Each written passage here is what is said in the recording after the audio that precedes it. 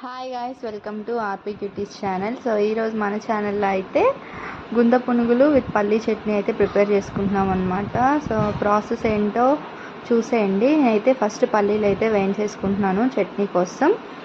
And ఆ పల్లీలు అలా దోరగా వేగాకేంటంటే ఒక ప్లేట్లోకి తీసుకొని దాని తర్వాత పచ్చిమిరకాయలు మనం వేయించుకోవాలన్నమాట. చాలా టైప్స్ ఆఫ్ చట్నీస్ ఉన్నాయి. మేమైతే దీన్ని ప్రిఫర్ చేస్తూ ఉంటాము. చట్నీలోకి కావాల్సినవి పుట్నాల పప్పు, కరివేపాకు, చింతపండు, రాళ్ళుప్పు అండ్ అలాగే జీలకర్ర అనమాట. దాంతోపాటు మేము అదే చున్నులపాయ వేస్తామన్నమాట. చట్నీలో కొంచెం టేస్ట్ బాగుండిద్ది అని చెప్పేసి ఫ్లేవర్ కోసం వాటన్నిటిని కూడా మిక్సీలో వేసేసుకొని అండ్ అలాగే ఇంతకుముందు వేయించుకొని పెట్టుకున్న వాటన్నిటిని కూడా మిక్సీ వేసేసుకొని పెట్టుకోవాలి. దాని తర్వాత గుంత పునుగులు కావాల్సిన బ్యాటర్ అయితే రెడీ చేసుకుంటున్నాను. అట్టిపిండి ఉంది కదండి, అట్టిపిండితో అయితే వేసుకుంటున్నాము. సో కన్సిస్టెన్సీ అలా ఉంటే చాలు. దాని తర్వాత గుంత పునుగుల్లోకి మేము ఏంటంటే శనగపప్పుని కూడా వేస్తామన్నమాట, మిక్సీ వేసి. సో ఎల్లో కలర్గా కొంచెం లైటిష్గా రావడానికి అని చెప్పేసి సో దాని అయితే అలా బెటర్ రెడీ చేస్తామన్నమాట.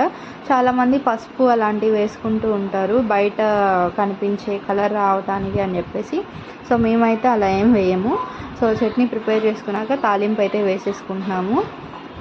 గుంత పునుగులకి ప్యాన్ అయితే పెట్టుకున్నాము. సో వేసిన చట్నీ ఏంటంటే తాలింపులోకి వేసేసుకొని సెట్ చేసుకున్నాం అనమాట. చట్నీ ఏంటంటే చాలా పలుచగా వేసుకుంటాము గుంత పునుగులోకి, కాబట్టి ఇడ్లీలోకి ఎలా అయితే చేసుకుంటామో ఆ చట్నీ అయితే కావాలి. దాని తర్వాత మనము గుంత పునుగుల్లోకి ఏంటంటే చాప్డ్ ఆనియన్స్, అలాగే చిన్నగా కట్ చేసుకున్న పచ్చిమిరకాయలు, అలాగే కొత్తిమీర స్టఫ్ కూడా వేసుకున్నారు. చాలామంది జీలకర్ర వేసుకుంటారు, కరివేపాకు వేసుకుంటారు, క్యారెట్స్ వేసుకుంటారు. మా దగ్గర ఉన్న ఇంగ్రీడియంట్స్ బట్టి మేమైతే ప్రిపేర్ చేసుకుంటున్నాము.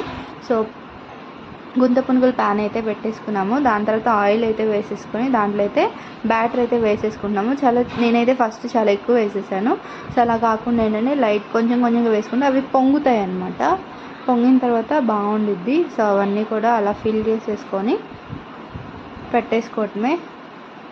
సో చూసారు కదా, సో చాలా బాగుంటాయి.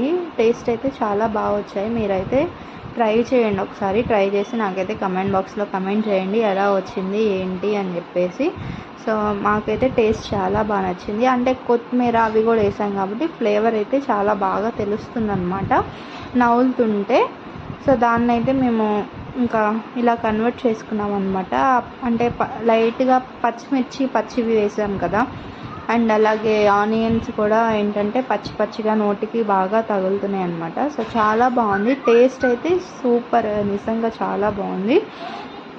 అండ్ అవైతే ఇంకా ఉడికిపోయాయి. దాని తర్వాత సెకండ్ పిండి అంతా కూడా అలా వేసేసుకున్నాము.